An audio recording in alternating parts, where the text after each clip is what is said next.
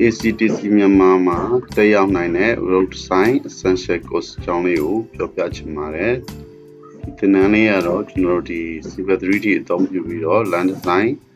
ဆွဲသားမယ်ဆိုရင်ပုံထုံးမယ်ဆိုရင်မတိမဖြစ်လိုအပ်တဲ့အရာတွေကိုလေးပေးသင်ကြားထားတဲ့သင်တန်းဖြစ်ပါတယ်။ဘယ်သူတွေတက်ရောက်သင်လဲဆိုတော့ Civil Engineer တို့ Surveyor တို့ Quantity Surveyor Estimator စသဖြင့်ပေါ့နော်ကျွန်တော်တို့ဒီ infrastructure လုပ်ငန်းတွေနဲ့မကင်းနိုင်တဲ့လူတွေအဲဆိုလမ်းလုပ်ငန်းမြို့ကပ်လုပ်ခြင်းလုပ်ငန်းဒီကဆယ်မြောင်းတာတမန်ရစီလုပ်ငန်းမြေသားလုပ်ငန်းတွက်ချရမယ်လူတွေအတွက်များစွာအသုံးဝင်တဲ့ software ဖြစ်တာကြောင့်အဲ့ဒီနယ်ပယ်မှာကျင်လည်နေတဲ့လူတွေတက်ရောက်ကြတာများပါတယ်ဒီမှာဆိုရင် website မှာသင်တန်းအကြောင်းရေးထားတဲ့စာမျက်နှာလေးကိုလည်းတွေ့ရမယ်။အဲဆိုတော့ Dredging Volume နဲ့တွဲလို့ရမယ်။နောက်ကိုလုံကန်ဖွင့်လို့ချက်ရလမ်းလုပ်ငန်းနဲ့ပတ်သက်တဲ့လူတွေတက်ရောက်ကြတာများတယ်။အဲဆိုကျွန်တော်တို့ဒီမှာဘယ်လိုသင်ကြားရမလဲဆိုတော့ Google Classroom ကိုအသုံးပြုထားတာကြောင့် internet ရှိတဲ့ချိန်မှာကိုယ်စင်ဖြစ်လို့ဝင်ပြီးတော့လေ့လာနိုင်မှာဖြစ်တယ်။ဒီကနေ့ recording video တွေလေ့ကျင့်ခန်းပိုင်းတွေကို download ဆွဲပြီးတော့လေ့ကျင့်ရမယ်။သင်တန်းတက်မယ်ဆိုရင်ဒီမှာပါတဲ့ကျွန်တော်သင်တန်းတက်ဖို့ဆင်းပေးမယ်ဆိုတဲ့ link လေးကိုနှိပ်ပြီးတော့ဆင်းပေးသွင်းနိုင်မှာဖြစ်တယ်။အဲဆိုတော့အောက်မှာဒီ course outline လေးကိုဆက်ပြီးတော့ကြည့်မယ်ဆိုရင်ပါဝင်နေရပါတော့ပထမဆုံးကတော့ဒီ software တစ်ခုအသုံးပြုမယ်ဆိုရင်ဒီ software ရဲ့ tool တွေကိုနားလည်မှသာအသုံးပြုရအဆင်ပြေမှာဖြစ်တဲ့အတွက်သူနဲ့သက်ဆိုင်တဲ့ application menu တွေ Codeset toolbar တွေ ribbon panel နဲ့ tab အကြောင်းတွေကိုရှင်းပြမယ်အဲ့လိုတည်သွားတဲ့အချိန်မှာ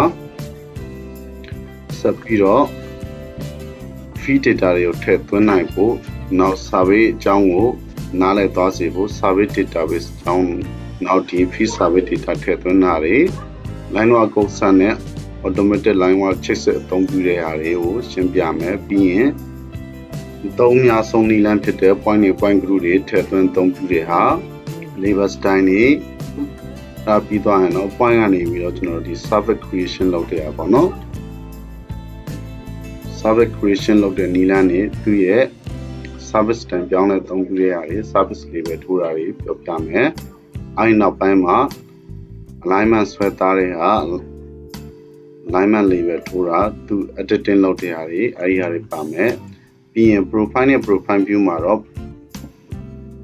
alignment တစ်ခုကနေပြီးတော့ကျွန်တော်တို့လက်ရှိ service profile ထုတ်ယူတာပြီးရင် design profile နောက် profile labeling ပေါ့နော်ဘာဖြစ်လို့ဆိုတော့ design profile ထုတ်ပြီးသွားရင်ကိုဆောင်ရဲ့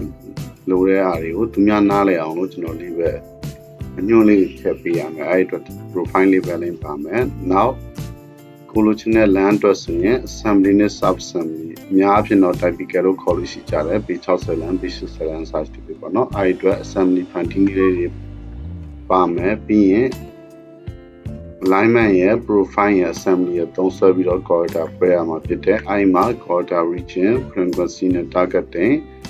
corridor creation စရှိတာပါမယ်နောက် cross section unit Earthwork calculation ကိုလောက်ထားတဲ့ design model တစ်ခုကိုအကောင့်ထဲပေါ်ဖို့ဆိုရင်လုပ်ငန်းပမာဏဘယ်လောက်ရှိရဆိုတာကိုသိဖို့လိုအပ်လာတယ်အဲ့ဒီအတွက် sample line ထုတ်ပြီးတော့ကျွန်တော်တို့ဒီ section view တွေဖြတ်ကြည့်မယ် cross section မှာကျွန်တော်တို့ an area method နဲ့ volume တွေတွက်ထုတ်မယ်နောက် volume table Earthwork table တွေထည့်သွင်းသုံးပြုမယ်ပေါ့နော်ပြီးရင်ကျွန်တော်ဒီ super elevation သုံးပြုမယ်ဆိုရင် super elevation သုံးပြုဖို့အတွက်လိုအပ်ချက်တွေ super elevation တွက်ချက်သုံးပြုပုံတွေ super elevation view ဖန်တီးပုံတွေဒါတွေပါမယ်နောက်ဆုံးဆင့်ရတော့ဖန်တီးပြီးတဲ့ design ပုံကိုကျွန်တော်တို့ပုံထုတ်ဖို့ဆိုရင် plan profile sheet set ဖန်တီးသုံးပြုတာက manual နည်းချက်အများကြီးသက်သာတဲ့အတွက် plan profile sheet set သုံးပြုနိုင်အောင်လို့ပုံထုတ်ခြင်းဆင့်အထိပါအောင်မှာဖြစ်တဲ့နောက်တစ်ခုကဒီထပ်တိုးတင်ရုံအနေနဲ့ကျွန်တော်ဒီအကြောင်းထင်းနေရ master တက်နေတဲ့သင်တန်းသူတယောက်အတွက်သင်ကြားပေးထားတဲ့ခြေသားတမန်ပေါ့နော်ဒီလန်တင်တင်ခြေသားတမန်တစ်ခုကို grading အသုံးပြုပြီးတော့ဆွဲသားတဲ့ဟာကိုလည်းကျွန်တော်နောက်ဆုံးမှာထည့်သွင်းပေးထားပါတယ်အဲဆိုတော့ကျွန်တော်ဒီ feature line နဲ့ grading အကြောင်းလေးလည်းအဲ့မှာတည်သွားမယ် အဲဆိုတော့သက်ဆိုင်ရာ assignment လေးတွေဗာလေးတွေပြီးသွားရင်ကျွန်တော်ဒီမှာ finance နံပါတ်ပေါ့နော်အဲဒီဟာကိုလည်းကျွန်တော် assignment ပြီးဆုံးသွားတဲ့အချိန်မှာထုတ်ပေးသွားမှာဖြစ်ပါတယ်